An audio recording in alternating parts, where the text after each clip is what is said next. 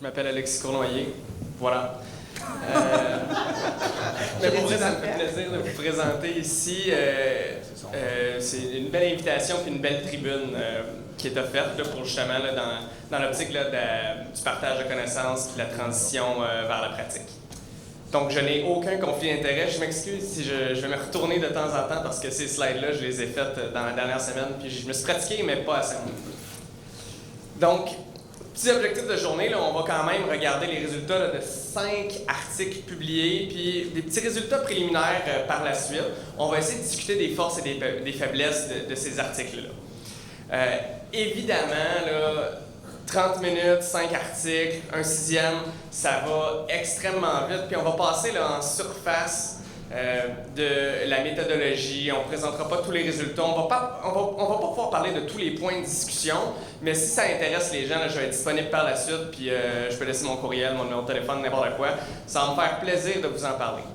Mais à cause de ça, là, justement, pendant la présentation, il va falloir me faire un petit peu confiance. Puis justement, pour avoir le temps de passer à travers chacun des articles, je vous propose qu'on garde les questions pour la fin, puis les sujets de discussion pour la fin, puis à la limite, on les fera dans l'ordre, parce que sinon, on peut arrêter, mettons, sur le premier article, puis jamais avoir le temps de parler du reste. J'aimerais aussi également remercier d'entrée de jeu là, les co-chercheurs. Il y en a certains que j'avais espoir qu'ils soient dans la salle. Il y en a quelques-uns qui sont là ou qui ont été présents, mais sans qui le travail ce travail-là n'aurait pas pu être mené à terme.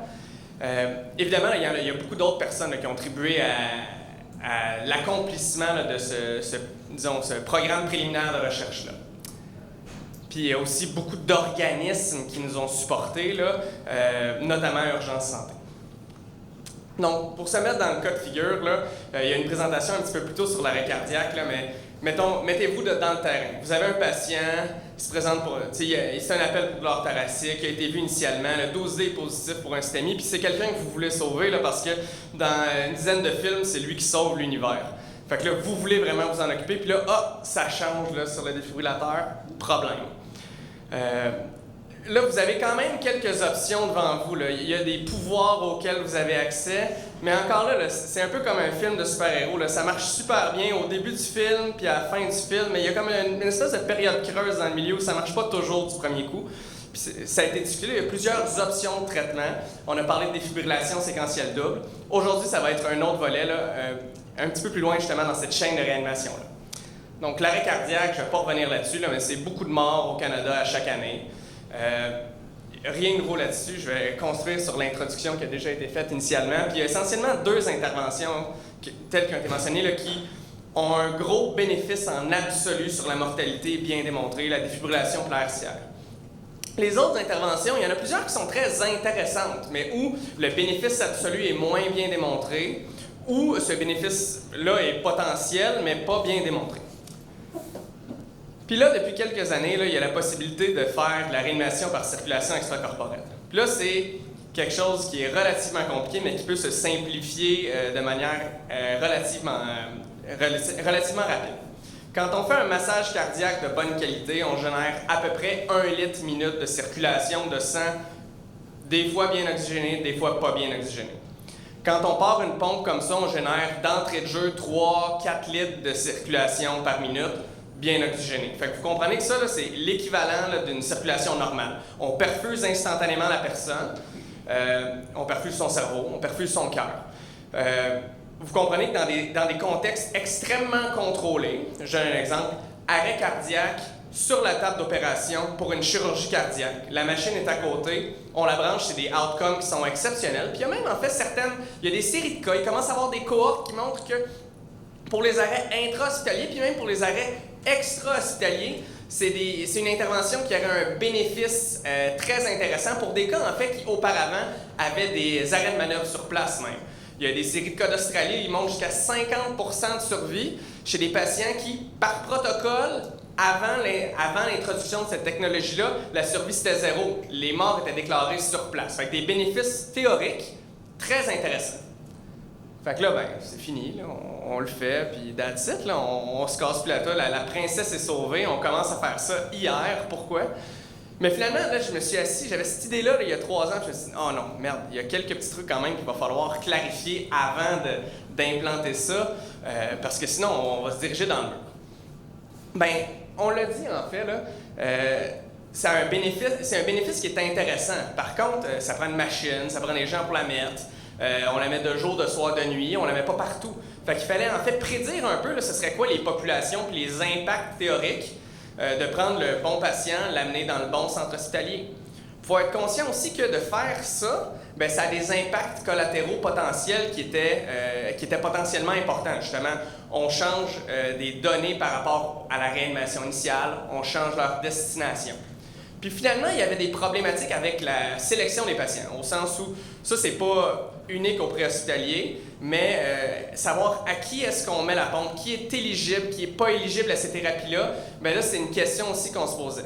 Fait qu'à travers les articles que je vais présenter, on a essayé justement de clarifier un peu ces problématiques-là et faire justement là, de ce petit programme-là l'étude préliminaire du dossier pour pouvoir justement aller de l'avant de manière plus formelle avec une implantation là, pragmatique de faisabilité prospective.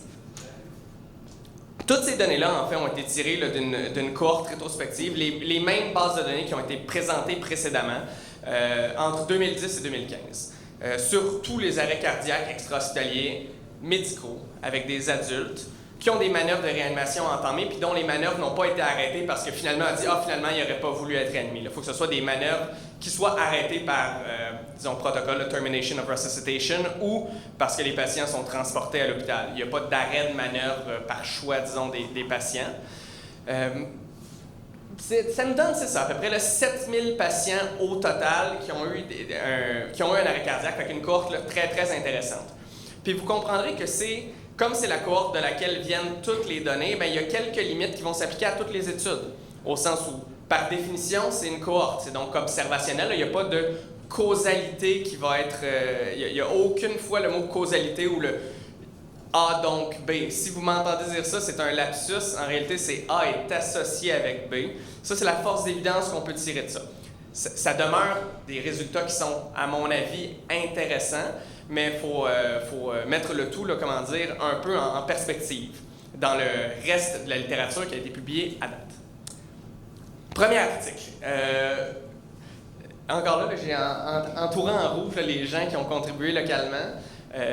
Puis je les remercie énormément pour ça parce que sans eux, là, ça n'aurait pas été possible.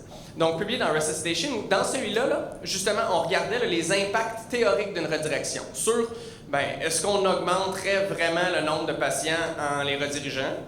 Et deuxièmement, est-ce que ça changerait beaucoup les temps de transport? Parce que ça aussi, c'est une des variables, un impact corollaire de cette redirection-là. Donc, c'est une étude de simulation. Il n'y a pas de patients qui ont réellement été changés d'hôpital. Où on a regardé là, à partir des caractéristiques de base puis de leur destination hospitalière. Est-ce qu'ils ont été dans un centre hospitalier non RCEC? Soit tous les hôpitaux, excepté les 5 qui ont des départements de chirurgie cardiaque sur l'île de Montréal. Fait que le CHUM, le CUSUM, le Jewish, l'Institut Cardio, puis Sacré-Cœur. Puis on regardait justement où est-ce qu'ils allaient, puis on leur faisait changer de trajectoire là, en fonction de leurs caractéristiques de base. J'ai oublié de le mettre là, mais c'est ça, j'ai exclu les patients qui avaient eu un retour de pouls relativement précoce parce que c'est des patients pour qui la RCEC, ça s'applique moins au sens où ils ont déjà eu un retour de pouls. Il y en a de ces patients-là qu'on va considérer, mais il fallait mettre une ligne au sens où il y a un retour de pouls précoce, puis il recode, puis il reste en arrêt réfractaire. En réalité, c'est un patient qu'on voudrait là, énormément recruter, mais c'est des études sur base de données avec 7000 patients, puis c'était impossible pragmatiquement de faire la différence de ces cas-là. Ça m'aurait pris comme des milliers d'heures, je pense, toutes les retrouver. Puis à partir justement de cette grosse base de données-là, on a fait 3 sets de critères. Fait que des critères restrictifs, fait que mettons en bas de 60 ans, des rythmes initiaux défibrillables. Puis on a fait plusieurs sets de critères comme ça, mettons 65 ans, puis 70 ans. Parce qu'il y a différents sets de critères en réalité qui sont utilisés dans la littérature, puis on voulait que nos résultats soient le plus généralisables possible. Puis à partir de ces sets de critères-là, on a fait transport actuel. Où est-ce que ces patients-là ont été, s'ils ont été transportés. Puis s'ils n'ont pas été transportés, on les faisait aller au centre hospitalier le plus proche. comme c'était le protocole standard à l'époque. Puis, dans le groupe, disons, redirection, ben, on oubliait la destination initiale où il avait été, puis on les faisait aller en réalité au centre hospitalier pouvant faire de la RCEC le plus proche. J'ai skippé beaucoup de méthodes pour rentrer dans 30 minutes, fait que vous m'excuserez de ça, mais grosso modo, on faisait ce calcul-là avec Google Maps, grosso modo. Puis il y avait des délais de redirection maximaux qu'on tolérait, au sens où on ne pouvait pas partir là, de l'ouest de l'île puis se lancer dans un transport là, de 40 minutes. Ça n'arrive pas tellement souvent, de toute façon, là, à Montréal, mais il y avait des limites sur les délais de redirection qu'on tolérait. Mais si, mettons, tu codais en face de Maisonneuve-Rosemont, ben, tu pouvais aller à l'Institut de cardiologie, par exemple. Les résultats principaux sont les suivants. Fait on part de 7000 patients, puis dans la cohorte avec les critères restrictifs, à partir de leurs caractéristiques de base, ben, finalement, on a juste pas loin de 200 patients qui ont l'air éligibles. Puis si on utilise les données de transport actuelles, ben, il y a à peu près 25% de ces patients-là qui vont dans le bon centre hospitalier. Bon, en guillemets, c'est selon le concept. Puis si on implémente une redirection, ben, on triple quasiment cette valeur-là à 80%. Encore là, si on étire un peu nos critères de redirection, on peut monter jusqu'à près de 100% de la population captée. Fait qu'on la triple encore. Puis encore le tout si on utilise des critères plus lousses, entre guillemets, de sélection. Fait qu'essentiellement, ce qu'on a pu montrer, c'est que oui, en fait, rediriger, ça va augmenter le nombre de patients au bon endroit. Là, on peut tripler notre clientèle potentielle, ce qui est très intéressant quand on a une intervention qui est potentiellement utile. Puis l'autre chose qu'on voulait voir, c'est par rapport au délai de redirection.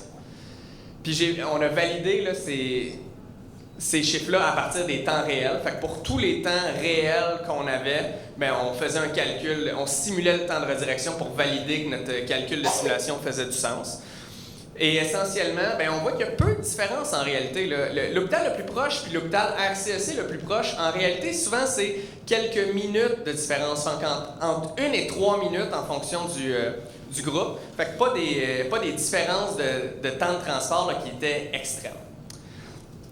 Ce qu'on tire de cette étude-là, c'est que, ben oui, si on implémentait une redirection préhospitalière pour la RCEC, ça aurait le bénéfice potentiel, encore là, c'est un bénéfice qui est très potentiel, c'est une étude de simulation, mais ça aurait le bénéfice potentiel d'augmenter le nombre de patients éligibles qui seraient dirigés dans le bon centre hospitalier, encore là, bon centre hospitalier, entre guillemets.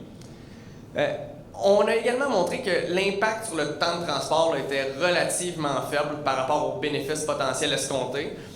Et ben, comme limite, c'est une étude de simulation. Je n'ai pas pu montrer ça dans la vraie vie. Je n'ai pas implémenté un système de redirection. Là. Les efforts pour ça, puis pour montrer le tout, auraient été trop grands. Puis c'est beaucoup plus pratique là, de simuler le tout. Puis l'autre chose, c'est encore là, c'est les temps de transport. On a tenté de valider cette variable-là du mieux qu'on a pu, mais encore là, c'est Google Maps qu'on utilise. Puis on sait qu'il va y avoir des impondérables, puis qu'il y a une certaine variabilité dans ces temps de transport-là. Au sens où une journée, l'autoroute est bloquée, l'autre journée, l'autoroute n'est pas bloquée, puis que cette redirection-là va être, comment dire, influencée par ça. L'autre chose, c'est que le N de base qu'on a considéré, c'est seulement sur des caractéristiques de base, où il y a des impondérables qu'on a au quotidien. Le patient, il a 50 ans, il fibrile devant quelqu'un qui l'a massé immédiatement. Oui, mais il pèse 400 kilos, il est au 7e étage de son appartement, il n'y a pas d'ascenseur. Bien, concrètement, c'est une extraction impossible pour une extraction rapide impossible. Fait que ce patient-là, même si dans mes chiffres, moi je ne le sais pas, qu'il est impossible à extraire, mais potentiellement qu'il y a un petit biais à la baisse. Même chose, il y a 50 ans, il fibrile devant quelqu'un, mais en réalité, il y a il y a un cancer du poumon métastatique en phase terminale. Bien, il n'aurait pas été éligible, mais ça, je ne le sais pas. Fait que peut-être que c'est un biais vers la hausse du nombre de cas totaux. N'en demeure pas moins que les proportions devraient être relativement similaires dans tous les cas, puis le concept de tripler à peu près devrait se maintenir dans une population externe. Un de fait, il en reste 5, ça va bien aller. Deuxième article, déjà été... J'étais à combien de temps? Juste, j'ai pas de temps. Pas super? OK. Deuxième article. Il y a un petit mot qui a été glissé. 7? Il me reste 7 minutes? Ah, je vais aller plus vite alors. La plupart des gens diraient l'inverse, mais c'est gentil. Donc, une cohorte qui a déjà été présentée plus tôt, fait que ça c'est incroyable, ça va aller vite. Le concept derrière ça, c'est qu'on se disait, en effet, là, si on implémente une réanimation extracorporelle, on veut le faire le plus vite possible. En bas de 60 minutes, c'est ça qui a été démontré comme ayant le plus gros impact. Fait qu'on vise une initiation en bas de 60. Là, si on est vraiment vite à l'hôpital, on la part en 20. Puis ça, c'est quand ça va super bien. Fait qu'il faut arriver à l'hôpital en 40. Puis là, pour ceux qui font de la route, là, c'est serré en tabarnouche. Puis il y a des affaires qu'on peut pas comprimer. Là. On peut difficilement comprimer le temps de se rendre puis le temps de revenir. On peut difficilement comprimer le temps d'extraction, le temps que l'appel met à être fait. C'est toujours possible de tweaker des petites affaires, mais il y a peu de gains potentiels. Puis, en réalité, on s'est dit, bien, il va falloir peut-être écraser un peu là, les manœuvres de réanimation sur place, faire la durée qui est nécessaire pour avoir le meilleur retour sur ton investissement. Si après 10 minutes, tu as le plus gros de tes retours de pouls et tes survies, ben, on va faire les 10 minutes. Si c'est 15, on va faire 15 minutes, mais il va peut-être falloir l'écraser.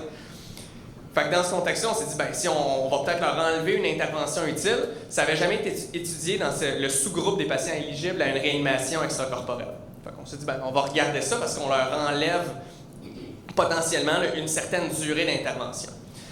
Là, c'est une diapo biaisée parce que, en réalité, là, il y a plein d'études d'ACLS. Dès qu'il y a une intubation supraglottique, c'est considéré comme de l'ACLS. Fait qu'en réalité, c'est comme ACLS plus versus ACLS plus, tu sais. Mais n'en demeure pas moins qu'à court terme, c'est surtout la pharmacothérapie dont on réduisait la durée d'intervention potentielle. 11% de survie dans le groupe tous arrêts confondus, puis 18% dans les candidats à la RCEC.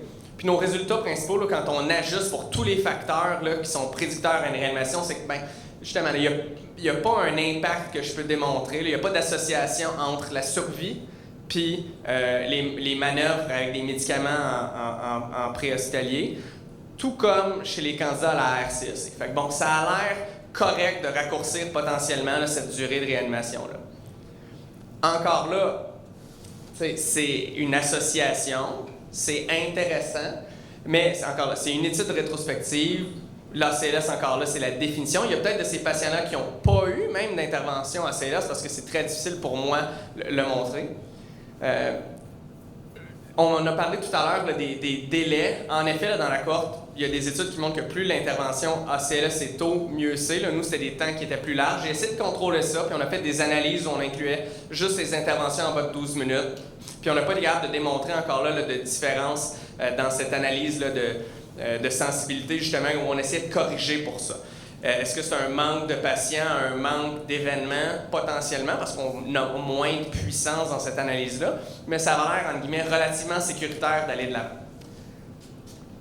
Encore là, on change les destinations hospitalières.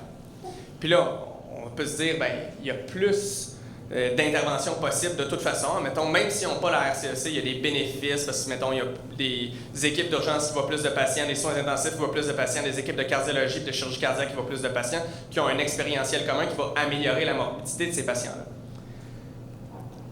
Fait que là, on a regardé, bien, en fonction de la destination, il y a une association chez les patients transportés entre un hôpital qui fait de l'angiographie. Fait que pas uniquement de la RCEC, on a fait ça parce que toute la littérature là-dessus était essentiellement hôpital qui peut faire une coronarographie ou pas. Fait que nous, si on se rendait très différent des autres études publiées par le passé sur le sujet si on choisissait sélectivement les centres où il peut se faire de la réanimation par circulation extracorporelle.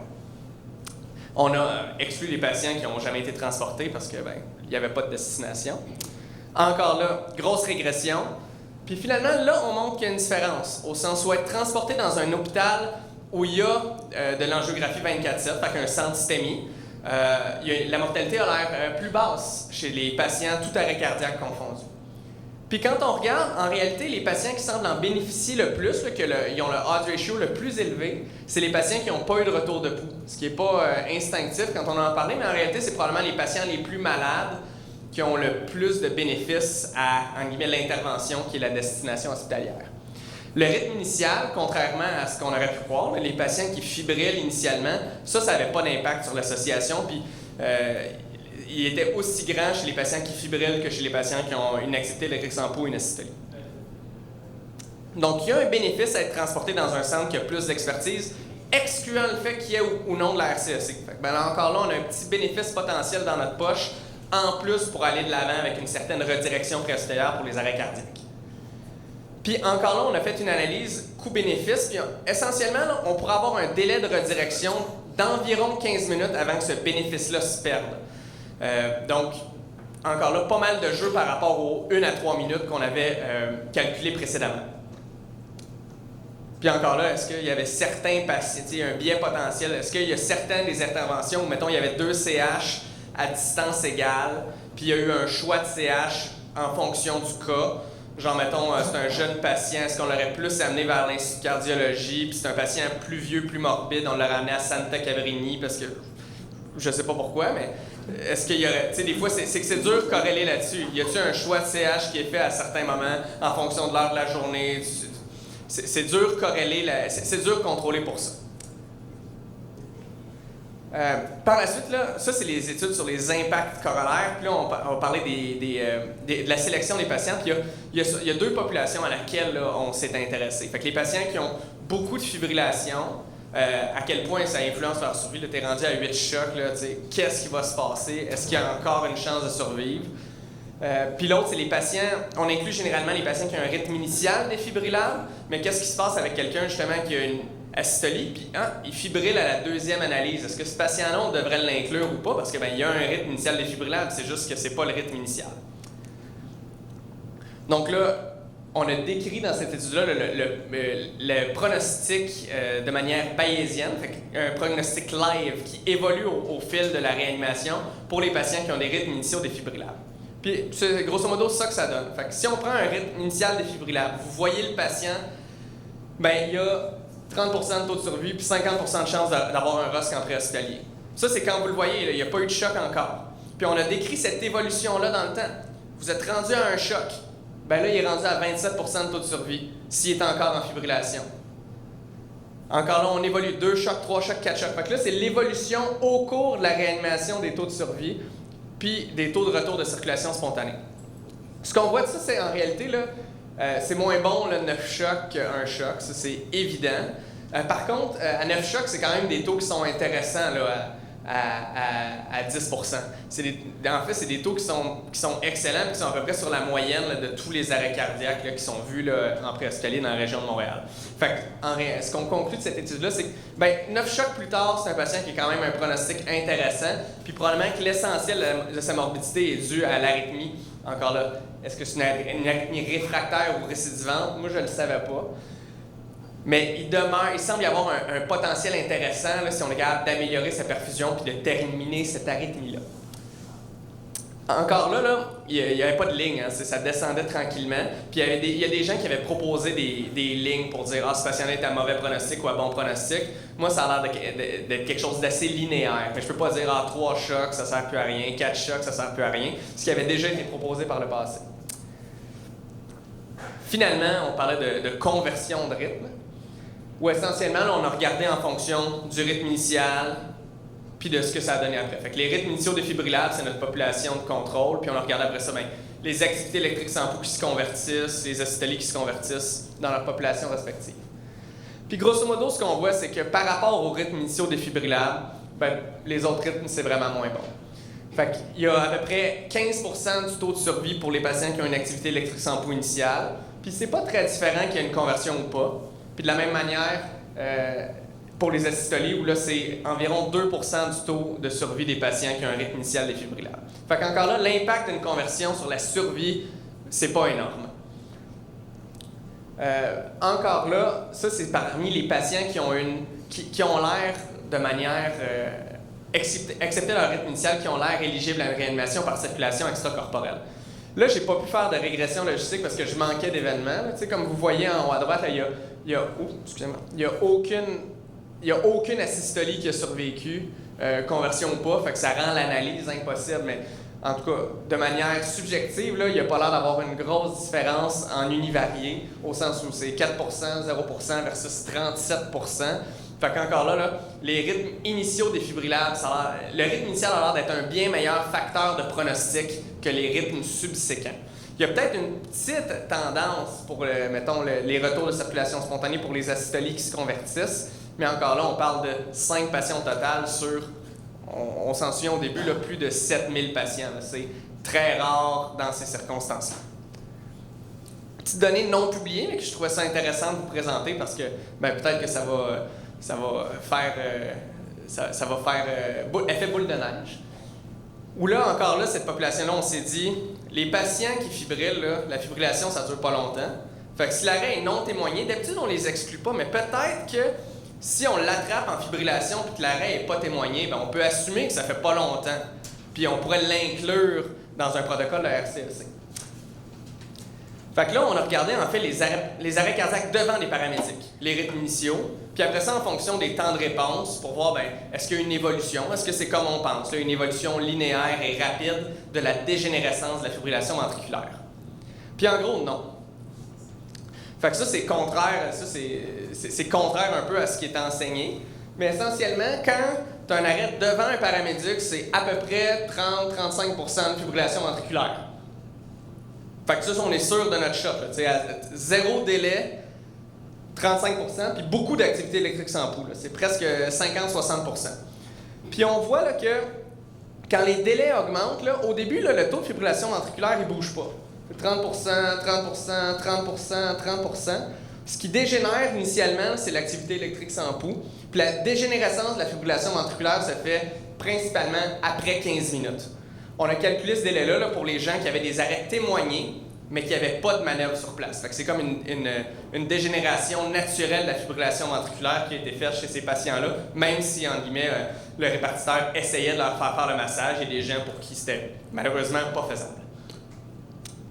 Donc moi, à partir de ces données-là, peut-être que les gens qui sont en AV réfractaire, ils n'ont pas nécessairement un no-flow en bas de 5 minutes. Puis c'est beaucoup là, une dégénération de l'activité électrique sans pouls à la systolie qui se fait initialement. Fait que la conclusion de ce petit programme préliminaire-là, il y a l'air d'avoir des bénéfices collatéraux à une redirection parce qu'on augmente le nombre de patients, puis peut-être qu'on les amène dans des hôpitaux où il y a plus une offre de service en guillemets, qui est plus intéressante à la base pour des patients qui ont souffert d'un arrêt cardiaque. Puis si on comprime un peu leur durée de réanimation préhospitalière, il n'y a potentiellement pas tant d'effets néfastes encore là pour cette population-là, puis si on leur propose une autre intervention bénéfique par la suite. Puis encore là, on a travaillé sur la sélection des patients. Il y a une étude de faisabilité en cours. Merci énormément à tous ceux là, qui ont déjà identifié des projets pour cette étude-là. C'est super apprécié, puis sans vous, là, en fait, ça irait nulle part. Fait que, on n'est pas prêt pour le décollage, mais pas loin, au sens où on va avoir les résultats de cette étude de faisabilité-là éventuellement. Puis là, c'est juste des paramédics de soins avancés qui font de la redirection de jour de semaine. Mais peut-être qu'éventuellement, ça va être des paramédics de soins primaires aussi qui peuvent identifier les patients. Idéalement, ça serait plus que de jours de semaine, mais ça, c'est, de mon bout à travailler. Est-ce que vous avez des questions par rapport à ce que je viens de vous présenter? Désolé d'avoir dépassé le temps, c'était un moyen. D'abord, Alexis, on a travaillé ensemble, mais je vais quand même prendre le temps parce que ta présentation a quand même été assez humble parce que tu ne nous as quand même pas dévoilé que tu as gagné 3 prix pour tes présentations dans certains congrès, n'est-ce pas? Alors, je pense que ça mérite d'être applaudi. Ma question, puis c'est peut-être, c'est sûr qu'il y a un processus clinique puis un processus aussi organisationnel à travers nos façons de faire. Qui ne connaît pas Earthstein ici? Personne, parfait. Alors, on sait très bien que nous, on est basé sur notre performance, sur notre taux d'Earthstein. Ça fait partie de nos indicateurs de performance, alors qu'on sait très bien que Earthstein est basé sur la sortie du patient vivant d'un hôpital. Alors moi, je peux bien faire tout ce que je veux, ou tout ce que je peux faire du mieux que je peux, mais si les hôpitaux sont pas bons, ma performance, elle est impactée. Alors, puis probablement que tu as lu pas mal plus d'études que moi, ne serait pas-il temps au Québec qu'on implante les Resource Centers, puis qu'on a fait la redirection, peu importe le niveau de pratique? C'est une opinion de chercheur ou de trouveux. Ça me fait plaisir de répondre à ça. On a des résultats locaux qui nous montrent que la survie est meilleure dans certains centres hospitaliers.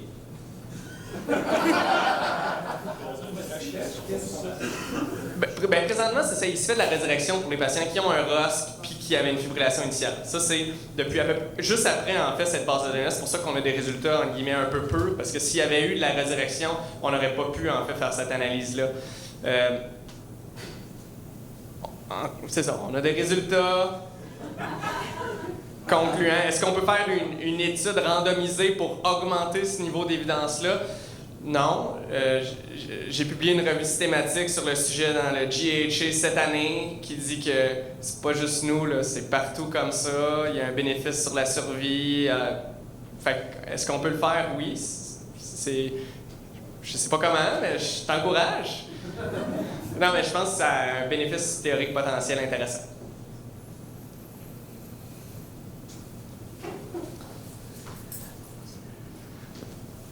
Louis-Pierre Fournier.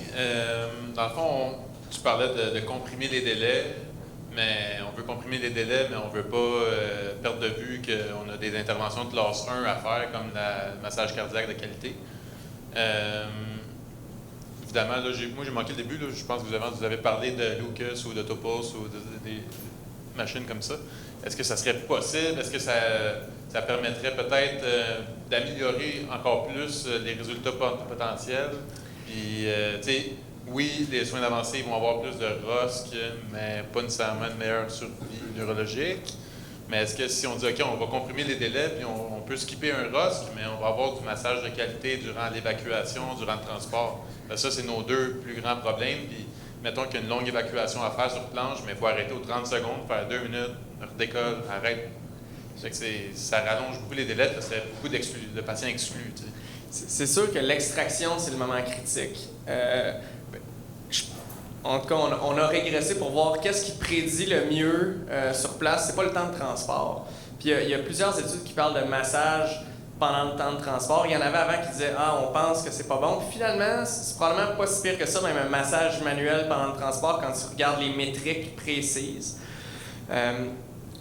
Nous, on n'a pas regardé pour le locus. Il y a des études là, de masseurs automatiques, justement, comme Luc a parlé plus tôt, dont les résultats sont un peu mitigés, comment dire, là, où même les plus gros RCT montrent pas de bénéfice sur la mortalité, des métriques qui sont plus intéressantes, mais encore là, pas d'impact majeur. C'est toujours une affaire, là, si j'avais une infinité de fonds, ben oui, ce serait cool, mais là, on sait c'est pas comme si on avait des surplus budgétaires partout, puis c'est intéressant. C'est intéressant de potentiellement de l'implémenter, mais je peux pas dire qu'il y a énormément d'évidence pour dire faut absolument avoir un masseur dans chaque ambulance. Ils le font à Vancouver puis en Colombie-Britannique pour ces patients-là. Est-ce qu'ils font? Ben, ils ont eu un deal avec Lucas, là, dans le sens c'est eux qui leur ont fourni une machine, puis on dit why not coconut, on va le faire. Mais je suis pas prêt à dire qu'il y a beaucoup d'évidence pour dire qu'il faut absolument faire ça, c'est un must nécessairement. Puis encore là, je suis d'accord avec toi que comprimer des délais, faut comprimer des délais, il faut pas non plus là, passer à côté de choses critiques qui vont sauver la majorité de ces patients-là. Là, on a regardé les N. Dans le plus petit groupe, là, c'est 200 patients sur 7000. Ça veut dire qu'il y a 6800 patients qui sont pas éligibles à ça, sur papier, puis qu'il va falloir tout faire, en guillemets, bien, toutes nos affaires de base, il va falloir les faire bien, puis il va pas falloir les oublier pour ces patients-là, parce que justement, on veut les rosquer dans les 10 premières minutes, idéalement. Là, si on a le choix entre avoir justement, là, on a oublié de défibriller une fois, ben là, c'est dole, là, tu sais. Parce que on veut plus le rosque est précoce, meilleur est, puis si on a le choix de pas mettre quelqu'un sous pompe, parce qu'il y a eu un retour de pouls à 10 minutes. Tabarnouche, c'est ça qu'on veut. Là. Si on a l'option, c'est ça qu'on va prendre. Là, on parle de patients pour qui, idéalement, tout c'est bien fait, puis la barre a l'air d'à peu près être à 15 minutes. Au sens où si à 15 minutes, tu n'as pas de retour de pouls, ben là, les survies commencent à être vraiment dichotomiques si tu as une RCEC ou pas. Avant 15 minutes, ça sert à rien de te concentrer sur ça. Il faut vraiment que tu donnes tout ce que tu as dans les 15 premières minutes de réanimation. Puis après ça, là, les courbes commencent à se séparer. Là. Je sais pas si ça répond à la question. Là. Je sais que c'est... Oui, en partie. En fait, non, mais c'est sûr, de ce que moi j'avais lu sur des études d'Autopulse ou d'autres machine pour faire du massage cardiaque, c'était que c'était pas meilleur que le massage humain. Sauf que le massage humain, quand il n'est pas possible, tu dis, ou en tout cas difficile, ou dans des conditions quand même plus complexes, tu dis, OK, bon, au moins, on a quelque chose d'équivalent si quelqu'un massait constamment, tu sais. Fait que tu dis, bon, ben, c'est là que t'en as besoin, tu sais, je veux dire. Faire une extraction complexe sous masseur, c'est sûr que ça simplifierait les choses, encore là, tu sais. Là, moi, je fais pas ça là, de ma vie. C'est pas mon bout d'expertise. Mais je peux très bien comprendre qu'en effet, là, si tu as une extraction qui dure 10 minutes puis que tu arrêtes pour faire des pauses de massage, tu le transportes dans l'escalier comme ça plairait à l'esprit qu'une machine, ça ferait mieux la job. Je vais faire l'argumentaire qu'on en installe des Lucas de temps en temps. Puis ça bouge un Lucas aussi. Hein. C'est l'affaire de « Ah, t'as plus rien à faire, c'est fini. » Le Lucas qui se ramasse dans le milieu du ventre, là, sur un patient qui est décédé, là, qui bouge pas, mais juste de par l'espèce de vecteur de compression. Fait que moi, descendre une pente, descendre un escalier à 45 degrés avec un Lucas actif, je suis pas sûr que ça serait la bonne chose à faire non plus parce que on a une petite série de cas locales sur notre masseur, qu'il y a des gens qui ont des ruptures de foie, plein d'affaires parce que les masseurs ils migrent puis ils se ramassent à masser justement le foie, la rate, le ventre. Vous avez réussi à le faire partir après 3 minutes d'interruption maxillaire. Ouais, ben c'est des drillings, ça, on devient meilleur. Mais si on finit par l'heure, il y a d'autres qui vont me tuer.